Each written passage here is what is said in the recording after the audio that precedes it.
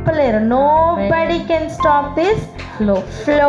హల్లెలూయా, hallelujah. Praise Lord రా, praise Lord, అందరికీ praise Lord. మనం త్వరగా దేవుని చేత ముద్ర వేయించుకుంటున్న వారు ఎలా ఉంటారు అనే విషయాన్ని చూద్దాం. దినాన్ని మనం ప్రకటన గ్రంథం 7వ అధ్యాయంలో దేవుని ముద్ర వేయడానికి బయలుదేరిన ఒక దూతను మనం చూస్తున్నాం. ఇప్పుడు చూడండి, తూర్పు దిక్కు నుండి లేదా సూర్యోదయ దిక్కు నుండి వస్తున్నట్లుగా మనం చూస్తున్నాం. దేవుని ముద్రగల ఒక దూత చూస్తున్నాం. ఇప్పుడు చూడండి, నేను చూస్తున్న ఒక దృశ్యం చెప్పాలి. అది ఎలా ఉందంటే, చూడండి, స్టాంప్ ప్యాడ్ వేస్తాం చూసారా? స్టాంప్ ప్యాడ్ ఉంటుంది కదా, స్టాంప్ ప్యాడ్కి మనం ఎలా స్టాంప్ వేస్తాం, దాంట్లో నుంచి తీసి ఒక స్టాంప్ తీసి ఇలా అచ్చుగుద్ది ఇటు మనం ఒక పేపర్ మీద వేస్తాం, లేదా ఒక బుక్లో వేస్తాం. అలా ఈ దూత మధ్యలో నిలబడి క్రీస్తు మీద ఒక ముద్ర అదే తీసి ఆయన బిడ్డల మీద వేస్తే ఎలా ఉంటుందో అటువంటి ఒక దృశ్యాన్ని చూస్తున్నాను. ఒకసారి క్రీస్తు మీద వేసి అది అలా తీసుకొచ్చి మధ్యలో ఏ డిస్టర్బెన్స్ లేకుండా, అంటే మధ్యలో ఆ ముద్రని ఎవరు కూడా డిస్టర్బ్ చేయడానికి వీలు లేకుండా దాన్ని అలా తీసుకొచ్చి ఆయన బిడ్డ మీద వేస్తే ఎలా ఉంటుందో అటువంటి ఒక దృశ్యాన్ని చాలాసేపటి నుంచి చూస్తున్నాను. హల్లెలూయా. ఎందుకు అది అలా కనిపిస్తున్నదని నాకైతే తెలీదు, కానీ ఒకటి మాత్రం గ్రహింపులోకి వస్తుంది. అదేంటంటే, చూడండి, క్రీస్తును ధరిస్తున్న ఒక అనుభవంలో పెళ్లి కుమార్తె సంఘం వెళ్తున్న సమయమే. అప్పుడు తయారైన వాళ్ళందరూ పెళ్లి కుమార్తెలు కాదు కదా, పెళ్లికి సిద్ధపడిన వాళ్ళందరూ పెళ్లి కుమార్తెలు కాదు కదా. ఈమె నా పెళ్లి కుమార్తె, ఇతను నా పెళ్లి కుమార్తె సంఘం అని ఒక ముద్ర వేస్తే ఎలా ఉంటుందో అటువంటి ఒక ఫీల్ వస్తుంది.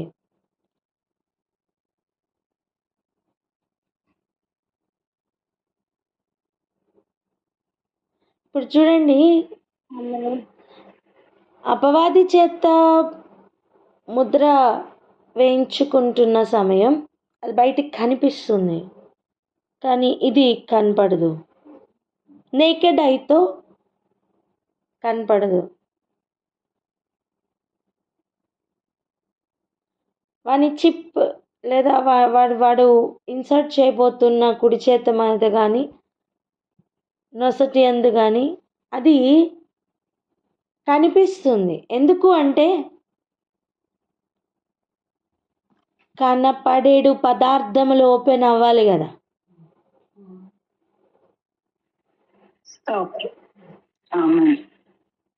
హల్లెలూయా. ఎంతమందికి అర్థమవుతుంది?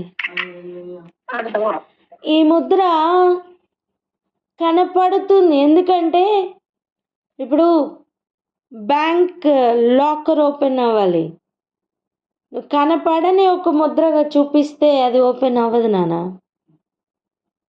అర్థమవుతుందా?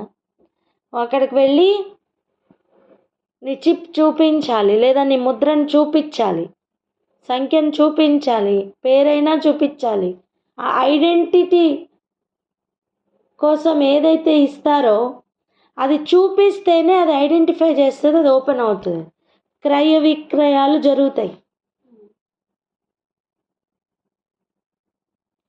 కానీ ఇక్కడ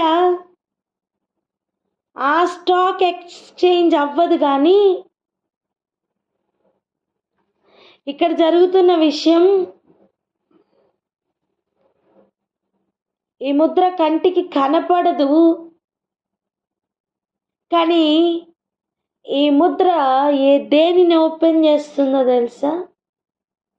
చూడండి, పేతురుతో ఒకసారి యేసయ్య చెప్తూ ఉంటారు, నువ్వు భూమి మీద బంధిస్తే అక్కడ బంధింపబడుతుందని, నువ్వు భూమి మీద విప్పితే అక్కడ విప్పబడుతుందని. ఎక్కడ? హల్లెలూయా.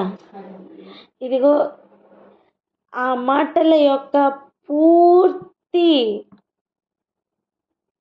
నెరవేర్పు ఈ ముద్రలో చూస్తాం.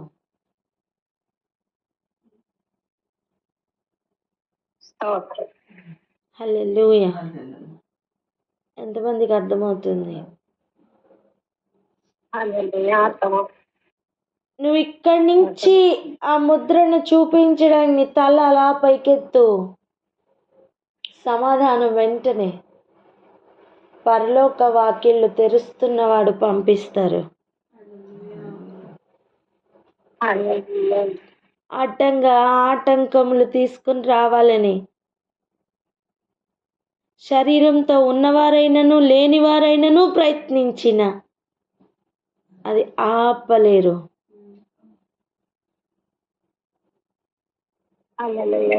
హల్లెలూయా. హల్లెలూయా. అర్థమవుతుందా? అది అది డైరెక్ట్ ఓపెనింగ్ అండి. ఓ హల్లెలూయా. చూడండి, ఒక ఈ లోకంలో ఆ స్టాంప్ వేసిన పేపర్కి ఉన్న ఆ వాల్యూ, ఆ స్టాంప్ లేని పేపర్కి వాల్యూ ఒకసారి ఆలోచించండి. స్టాంప్ ఉన్న పేపర్కి స్టాంప్ లేని పేపర్కి ఎంత డిఫరెన్స్ ఉంది. స్టాంప్ ఉన్న పేపర్ ఏ అఫీషియల్ టేబుల్కి అయినా వెళ్ళిపోతుంది. స్టాంప్ లేని పేపర్ ఎక్కడికి వెళ్తుంది? అది ఎంత మ్యాటర్ ఉన్నా స్టాంప్ లేకపోతే చెప్పండి, డస్ట్బిన్. రెండోది, సేమ్ మ్యాటర్ అయినా స్టాంప్ లేకపోతే దానికి వాల్యూ లేదు. ఈ దూతను దేవుడు పంపిస్తున్నప్పుడు తాను స్టాంప్ వేస్తున్నది మన నీతి ప్రకారం కాదు నానా, పరలోకపు నీతిని బట్టి. హల్లెలూయా. మన ఏర్పాటును బట్టి కాదు, పరలోకపు ఏర్పాటును బట్టి.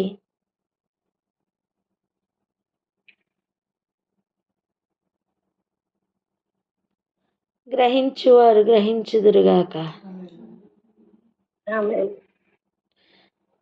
గ్రహించుటకు దేవుడు అనుగ్రహించు గ్రహింపు ఇప్పుడే ప్రతి ఒక్కరికి అందునుగాక. హల్లెలూయా.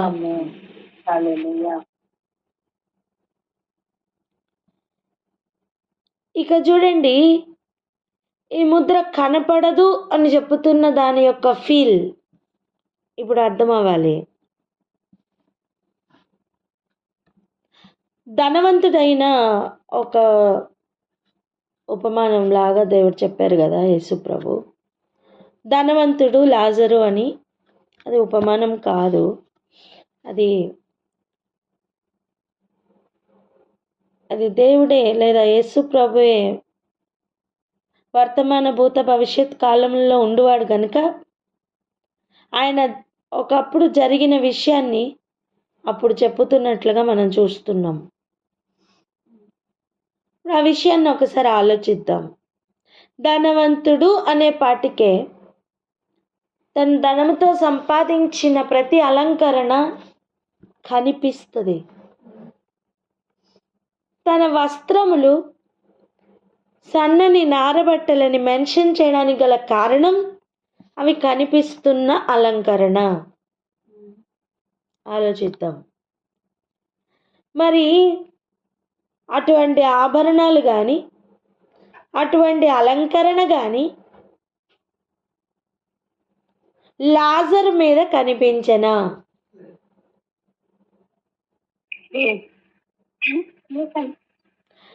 లాజరు యొక్క అలంకరణ ఏంటో తెలుసా?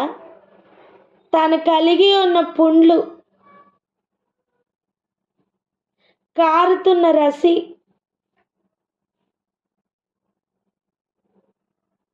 అవే తనకు ఉన్నాయి. ఇప్పుడు చూడండి, కానీ నెమ్మది పొందే స్థలంకు వెళ్ళడానికి తనకి కనపడని అలంకరణ ఉంది.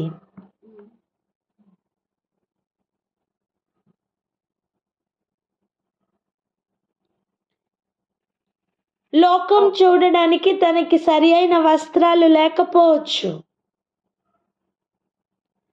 కానీ పరలోకం నుండి గనక ఆ దృష్టితో చూడగలిగితే తాను ధరించిన వస్త్రములు, అలంకరణ పెళ్లి కుమార్తె వలె కనిపిస్తాయి. సన్నని నారబట్టలే ధరించిన ధనవంతుడి యొక్క దిగంబరత్వం కనిపిస్తుంది. అంటే నేకెడ్ ఐతో కనిపిస్తున్న అనుభవం ఎలా ఉంటుంది, పరలోకపు దృష్టితో చూస్తున్న అనుభవం ఎలా ఉంటుంది అని ఇక్కడ మనకి వివరణ దొరుకుతుంది.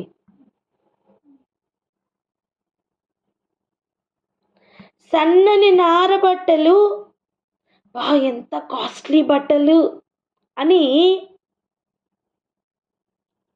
ఈ లోకంలో నుంచి చూస్తున్న దృష్టిలో కనిపిస్తుంది. ఎవరి మీద? ధనవంతుని మీద. ధనవంతుని మీద. మీకు ఒక మాట చెప్పనా? ఒక ధనవంతుని ఒక దరిద్రుని పోల్చి ఆ 2 ఎక్స్ట్రీమిటీస్ని ఎందుకు ప్రభు అక్కడ చూపించాలి? ఇప్పుడు చూడండి, ప్రకటన గ్రంథం 13వ అధ్యాయంలో మనం ముద్రలు వేయిస్తున్న సమయం మనం ఏం చూసాం? 17వ వచనంలో ధనికులు కానీ దరిద్రులు కానీ, గమనించారా? ధనికులు కానీ దరిద్రులు కానీ. ఆ పోలికలో మొట్టమొదటి పేరుని యేసు ప్రభు భూమి మీదకి పరిచయం చేశారు. ఒక ధనవంతుడు, ఒక దరిద్రుడు అని. హల్లెలూయా. ఒక ధనవంతుడు ఉండెను, ఒక దరిద్రుడు ఉండెను అని 2 ఎక్స్ట్రీమిటీస్లో నుంచి ఒక ఎగ్జాంపుల్ ఆఫ్ పేర్ అలా తీసి చూపించారు భూమికి. అర్థమవుతుందా?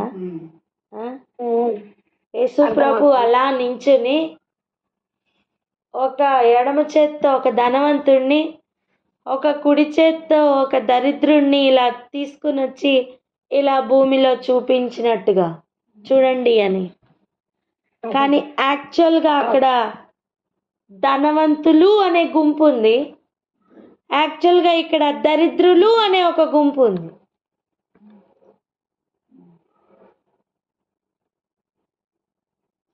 ఎగ్జాంపుల్గా చూపించారు.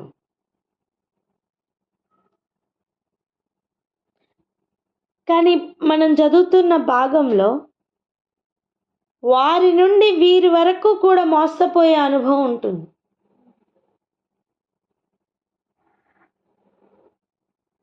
ముద్ర వేయబడిన వారు అంటే దేవుని ముద్ర కలిగిన వారు మోసపోరు. అనేకులు మోసపోతారు అని చెప్పిన అనుభవం ఉంది. మీరు చూడండి, దేవాలయంలో నుండి బయటికి వచ్చిన తర్వాత కట్టడలను చూపిస్తూ, రాళ్లను చూపిస్తూ మురిసిపోతున్న శిష్యులను చూసి యేసు ప్రభు వారు మురిసిపోలేదు. కనపడే వాటిని బట్టి ఆయన మురిసిపోలేదండి. కనపడని వాటి యొక్క ఆలోచన ఆయనకి ఎక్కువగా ఉంది. ఇప్పుడు ఆలోచించండి, కంటికి కనపడే అలంకరణ వేరు, కంటికి కనపడని అలంకరణ వేరు.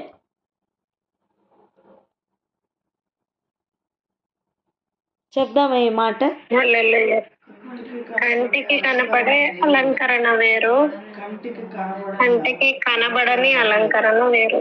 కంటికి కనపడే అలంకరణ వేరు, కనపడని అలంకరణ వేరు. దేవునికి ఇష్టం లేని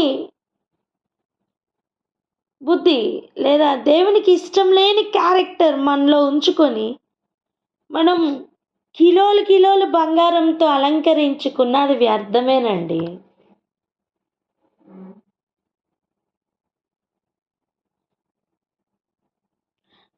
అందం రాదు, ఆ అలంకరణ అసంపూర్ణమే.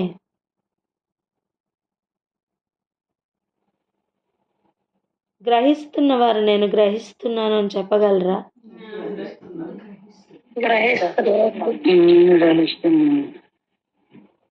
హల్లెలూయా. ఇక చూడండి,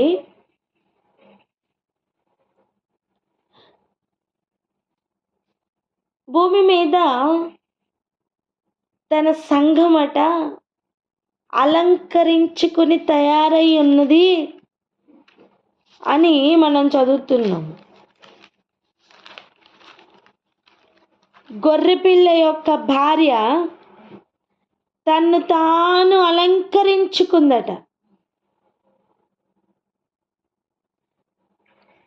తను సిద్ధపడింది అనే ఒక ఫీల్ తీసుకుని వస్తున్నది.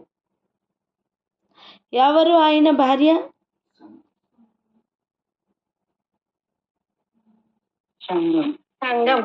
సంఘం. ఆమేన్.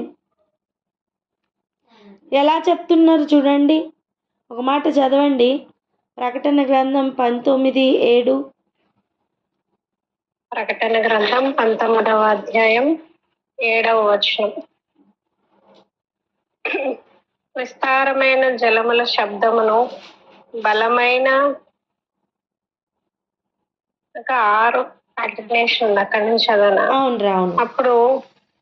అప్పుడు గొప్ప జన సమూహపు శబ్దమును, విస్తారమైన జలముల శబ్దమును, బలమైన ఉరుముల శబ్దమును పోలిన ఒక స్వరము, సర్వాధికారియు ప్రభువునగు మన దేవుడు ఏలుచున్నాడు, ఆయనను స్తుతించుడి.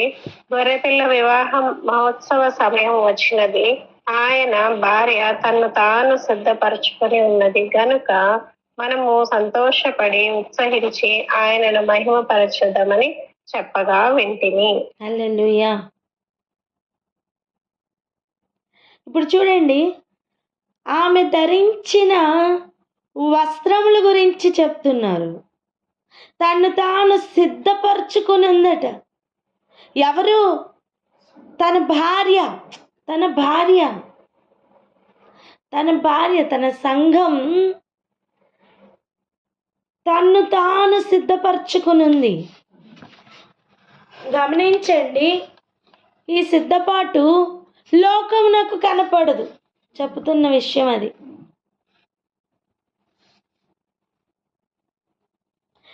ఇంకా చెప్పాలా? అసలు ఆ బట్టలు ఏంటి? 8వ వచనం ఒకసారి చదవండి, మనకు క్లియర్గా అర్థమవుతుంది.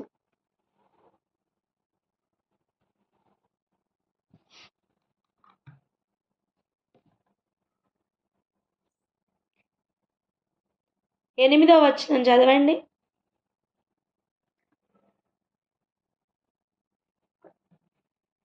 ప్రకటన గ్రంథము 19వ అధ్యాయం 8వ వచనం. మరియు ఆమె ధరించుకొనుటకు ప్రకాశములను నిర్మలములునైన సన్నపు నారబట్టలు ఆమెకి ఇయ్యబడెను. అవి పరిశుద్ధుల నీతి క్రియలు. హల్లెలూయా. ఇప్పుడు ఏ నారబట్టలు? సన్నని నారబట్టలు. సన్నని నారబట్టలు. ఇప్పుడు చూడండి, బట్టలు అంటే ఏంటట? నీతి క్రియలండి. ఇప్పుడు అక్కడ బట్టలు అంటే ఏవి? నీతి క్రియలే బట్టలు. చెప్పండి అన్నమాట. నీతి క్రియలే బట్టలు. ఇప్పుడు ఆలోచిద్దాం. ఇప్పుడు ధనవంతుడు నారబట్టలే ధరించినా సరే, మరి నెమ్మది పొందు స్థలమునకు ఎందుకు ఎంట్రీ దొరకలేదు? అది సరిపోయే అలంకరణ కాదు.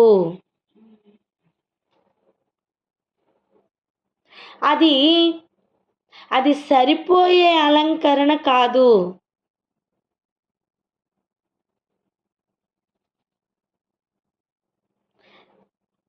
అది అక్కడ ఆ నీతి క్రియలు మురికి గుడ్డలతోనే సమానంగా కనిపిస్తుంది. నిజానికి నేకెడ్ ఐతో మురికి గుడ్డలే ధరించిన లాజరుకి ఈ స్పిరిట్ రంగంలో ఫుల్ బట్టలు ఉన్నాయి. అర్థమవుతుందా?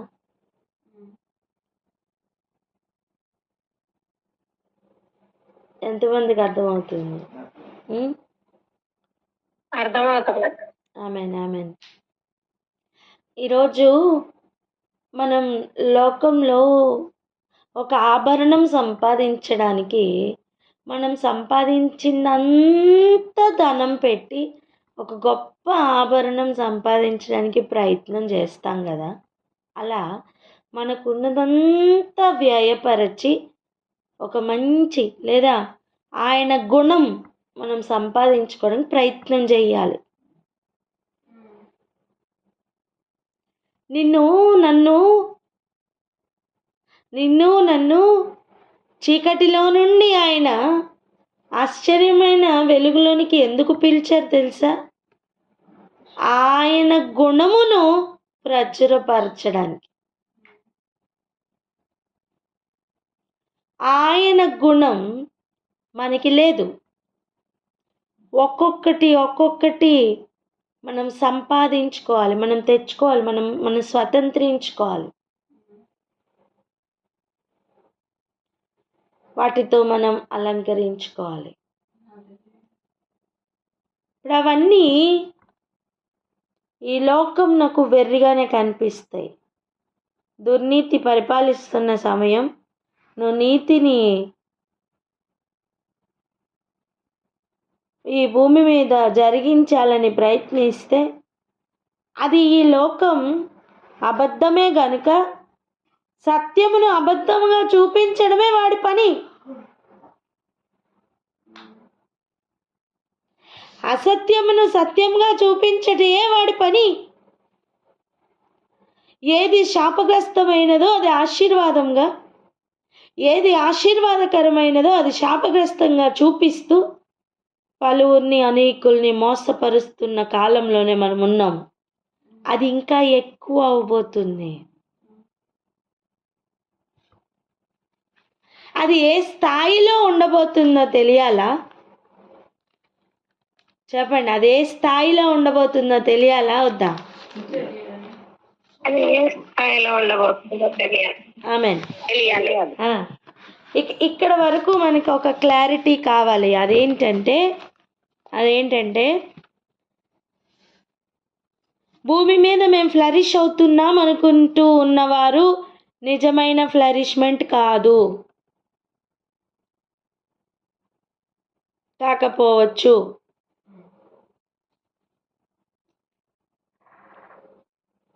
మాకేమొచ్చింది, దీనివలన మాకేమొస్తుంది అని ఏం ఆలోచన అక్కర్లేదు. దేవుని కొరకు బ్రతుకుతున్న సమయం నిందలు, అవమానాలు ఇవన్నీ ఉంటాయి. ఎక్కడ ఘనత రావాలో అక్కడ దేవుడు ఘనతను దాచిపెట్టారు.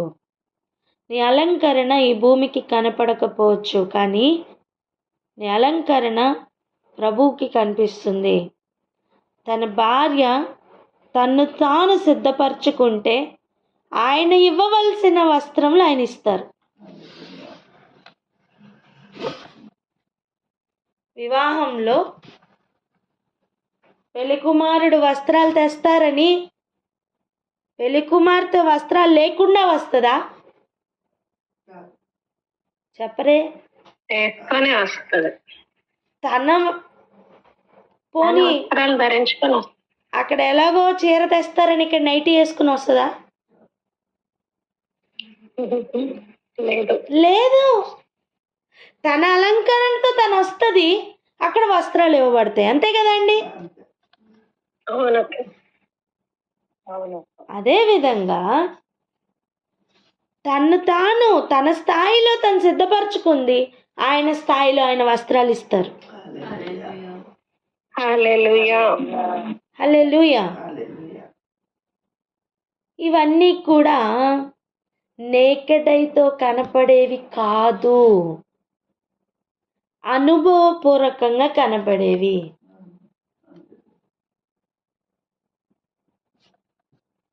నేకెడ్ ఐతో కనపడేవి కాదు, అనుభవపూర్వకంగానే కనబడతాయి.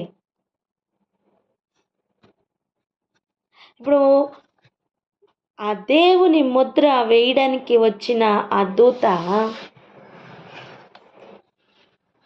నేను రెడీగా ఉన్నాను నాకు వెయ్యి అంటే, మేబీ మన రెడీనెస్ లేదా మన అలంకరణ సరిపోకపోతే ఆ ముద్ర రాదు.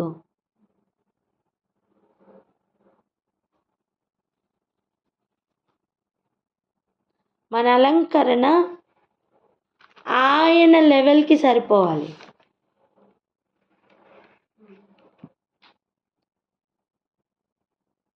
శాస్త్రుల కంటేను పరిసయ్యుల కంటేను మీ నీతి అధికం కాని ఎడల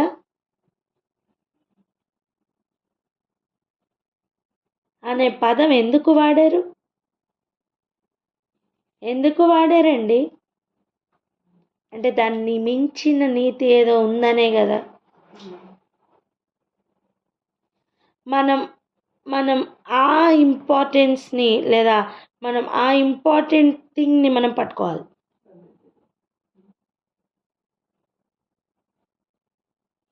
నీతి అని చెప్పబడుతున్న ప్రతి ఏరియాలో ఆయన నీతి ఎక్కడుందో దాన్ని పట్టుకోవాలి అంటే మన స్వనీతిని దాటి ఒక ప్రయాణం ఉంది. శాస్త్రుల నీతిని దాటిన ఒక ప్రయాణం ఉంది. పరిసయ్యుల నీతిని కూడా దాటిన ఒక ప్రయాణం ఉంది. అప్పుడే ఆయన నీతిని పట్టుకోవడం సాధ్యం. మధ్యలో నీతి మారువేషం వేసుకుని వస్తుంది, నేనే పట్టుకున్నానని. నో, దాన్నే సత్యంనే పట్టుకునే రీతిగా మన చేతులు వెళ్ళాలి, మన పరుగులు వెళ్ళాలి, మన ఆలోచన వెళ్ళాలి. ఇక్కడ ఆగి ఒకసారి ప్రార్థన చేసుకుందాం. మనకు అర్థమైంది, కంటికి కనపడేది వేరని, కంటికి కనపడనిది వేరని. అది ముద్ర అయినా సరే, అలంకరణ అయినా సరే. ఇప్పుడు ప్రార్థిద్దాం. ఎవరైనా ప్రార్థన అందుకోండి.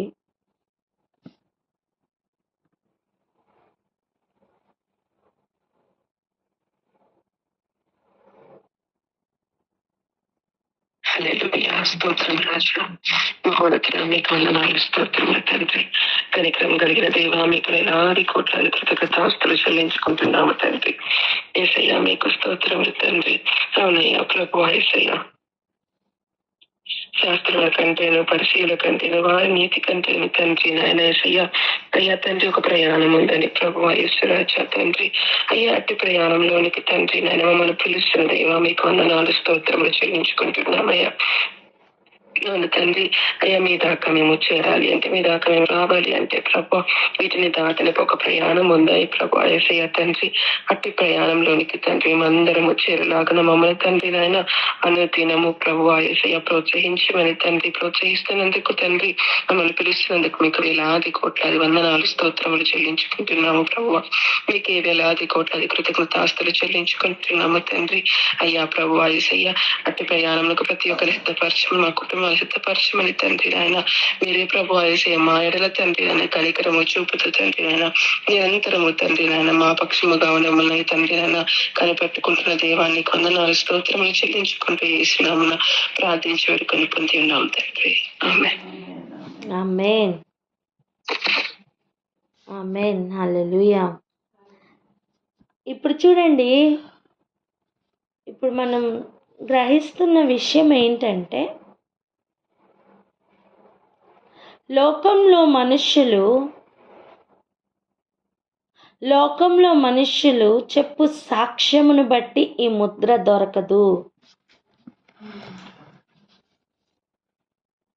కొంచెం గ్రహిద్దాం. లోకంలో మనుష్యులు నువ్వు మంచివాడివి అని ముద్ర వేసినంత మాత్రాన పరలోకం దాన్ని యాక్సెప్ట్ చేయకపోవచ్చు. లోకం ధనికుడు అని ముద్ర వేసిన వాడి ధనం నెమ్మది పొందు స్థలం లాకర్ ఓపెన్ చేయలేదు. అర్థమవుతుందా?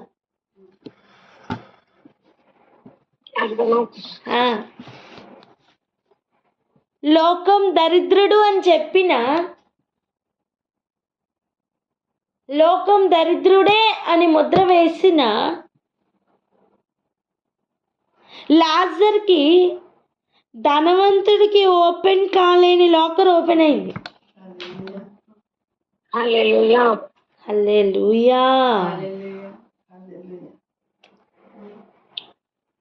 వారికి వీరికి మధ్యలో, అక్కడ వారు ఇక్కడికి, ఇక్కడ వారు అక్కడికి రాకుండా మధ్యలో పెద్ద అగాధం ఉందట.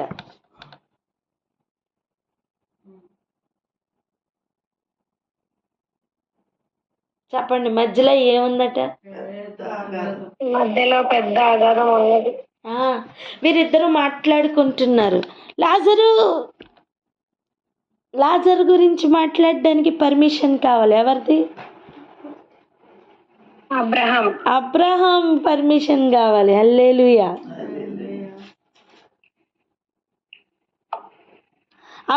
లాజర్ డైరెక్ట్గా మాట్లాడట్లేదు, చూసారా? ఓ మాట చెప్పిన, లాజర్ తరపున మాట్లాడడానికి లోకంలో ఎవరు లేకపోయారు, కానీ లాజర్ తరపున మాట్లాడడానికి ఇప్పుడు అబ్రహాం గారు ఎంట్రీ. హల్లెలూయా.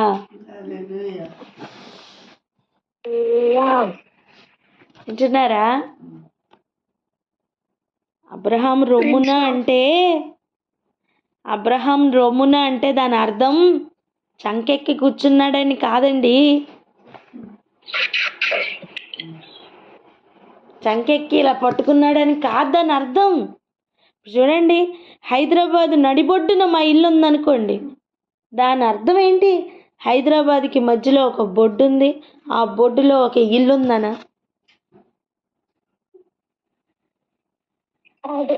కాదు.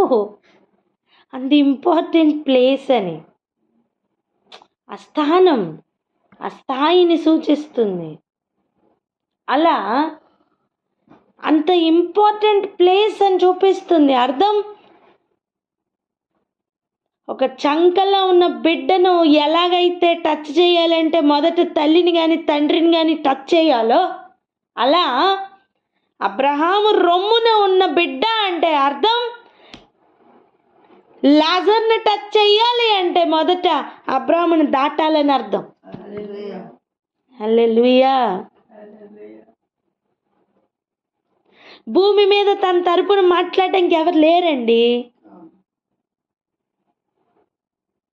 కానీ ఇప్పుడు ఎవరున్నారు తన కొరకు? చెప్పండి అమ్మా, ఎవరు ఇంత కామ్గా ఎలా ఉండగలుగుతున్నారు? నాకు అస్సలు అర్థం కావట్లేదు. మీరు ఎవరి తరపున? అబ్రహాం ఉన్నాడు. అమ్మయ్యా, ముగ్గురికి వచ్చింది రోషం. ఇంకా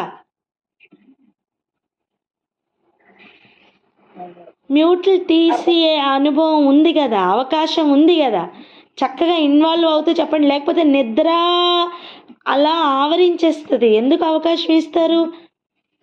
అందరూ మ్యూట్ తీయడానికి అందరి చేతిలో మొబైల్స్ ఉన్నాయి. మ్యూట్ తీసి అవకాశం ఉన్నప్పుడు, అవసరత ఉన్నప్పుడు మాట్లాడండి. ఎవరో వాళ్ళే మాట్లాడుకుంటారులే అనుకుని అలా ప్యాసివ్గా ఉన్న కాలం ఇంకా చాలు. దయచేసి ప్రతి ఒక్కరు ఇన్వాల్వ్ అవ్వండి, ప్రయత్నం చేయండి. సరేనా? రైట్. ఇప్పుడు చూడండి, ధనవంతుడు లాజరు ధనవంతుడి దగ్గరికి రాకుండా మధ్యలో ఒక అగాధం ఉందట.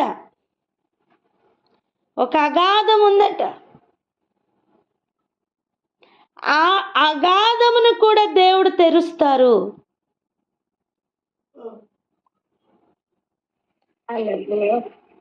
ఆ అగాధమును కూడా ఒక సమయంలో దేవుడు తెరుస్తారు. దేనికి? ఇప్పుడు చూడండి, చనిపోయిన వాడు లేకపోతే ప్రేతల్లో ఒకడు వచ్చి చెప్పినా సరే భూమి మీద నమ్మరు అని చెప్పుతూ, భూమి మీద ప్రవక్తలను, ధర్మశాస్త్రమును ప్రవక్తలు ఉన్నారు, లేదా మోషేయు ప్రవక్తలు ఉన్నారు, వారి మాటే వినాలి తప్ప వేరే అవకాశం లేదు అని వింటున్నాం. చదవండి ఆ మాట ఒకసారి. లూకా సువార్త 16:31 లేదా 30:31 చదవండి. లూకా సువార్త 16:30-31. ఆ ప్రకారమే మనుష్య కుమారుడు ప్రత్యక్షమగు దినమున జరుగును. ఆ దినమున మిద్దె మీద లూకా సువార్త 16:30-31. 16:30-31. స్తోత్రం. అతడు తండ్రివైన అబ్రహామా, అలాగు అనవద్దు. మృతులలో నుండి ఒకడు వారి యొద్దకు వెళ్ళిన ఎడల వారు మారు మనసు పొందుదురని చెప్పెను. అందుకతడు మోషేయు ప్రవక్తలు చెప్పిన మాటలు వారు వినని ఎడల మృతులలో నుండి ఒకడు లేచినను వారు నమ్మరని అతనితో చెప్పెనను. చూడండి, ధనవంతుడికి అక్కడికి వెళ్ళి కూడా గైడెన్స్ ఇవ్వడం ఆపట్లేదు. ఎక్కడికి వెళ్ళి వేదన పొందుతూ కూడా అక్కడ కూడా ఎట్లా ఇలా చెయ్యి, అలా చెయ్యి అని అడ్వైజ్లు ఇస్తున్నాడు.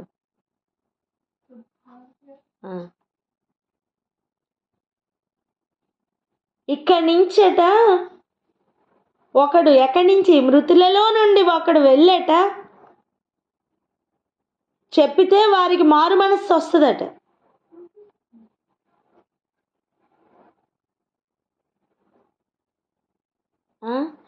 మృతుడనైతిని కానీ సజీవుడనై ఉన్నాను, యుగ యుగములకు ఇలాగే ఉంటానని చెప్పి ఒకడు వచ్చి చెప్తుండే కూడా ఏమైనా మార్పు ఉందా? లేదు. ఏదేమైనప్పటికీ కూడా ఒక మాటను మనం ఈరోజు పట్టుకోవాలి. అదేంటి తెలుసా? 26వ వచనం చదవండి. లూకా సువార్తనేనాక? అవునరా. లూకా సువార్త 16వ అధ్యాయం 26వ వచనం. అంతేకాక ఇక్కడ నుండి మీ యొద్దకు దాటగోరు వారు దాటిపోజాలకుండునట్లును అక్కడి వారు మా యొద్దకు దాటి రాజాల కొండునట్లును మాకును మీకును మధ్య మహా అగాధము ఉంచబడి ఉన్నదని చెప్పారు. ఆ, మాకు మీకు మధ్యలో మహాగాధం ఉంది.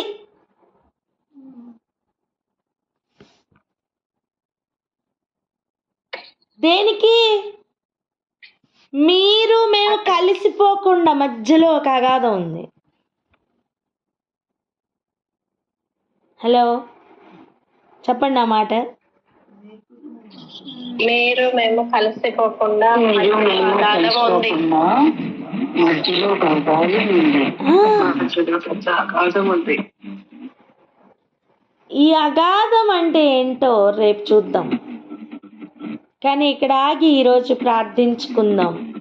మొట్టమొదటిగా మనం గ్రహించాల్సింది, మన అలంకరణ వేరు, మనం అనుకుంటున్న అలంకరణ వేరు, అక్కడ ఉండవలసిన అలంకరణ వేరు. అండ్ మన అలంకరణతో లేదా మన దగ్గర ఉన్న ముద్రతో కానీ లేదా మన దగ్గర ఉన్న అధికారంతో కానీ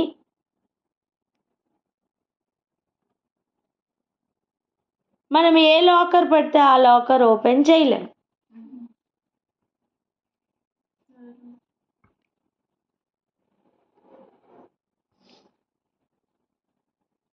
ఇక భూమి మీద మన తరపున మాట్లాడడానికి ఎవరు లేరేమో కానీ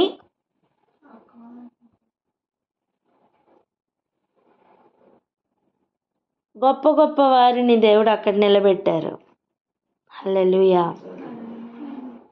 హల్లెలూయా. హల్లెలూయా.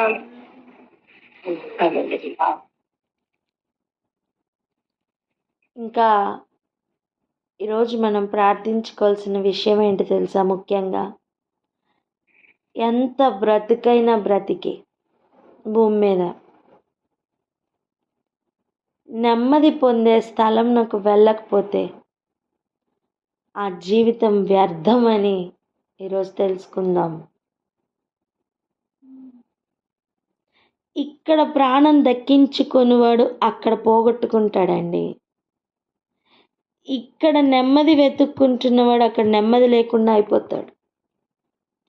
ఇక్కడ నెమ్మది అని చూపిస్తున్నది నిజమైన నెమ్మది కాదు. యెహోవాను నమ్ముకొని నెమ్మదిగా ఉండడం వేరు, లోకం చూపిస్తున్న నెమ్మది వేరు, సంతోషం వేరు. దేవునిలో ఉండే సంతోషం వేరు, లోకంలో ఉండే సంతోషం వేరు. దేవునిలో ఉండే అలంకరణ వేరు, లోకంలో ఉండే అలంకరణ వేరు. పక్కవారితో చెప్పండి, మోసపోవద్దని.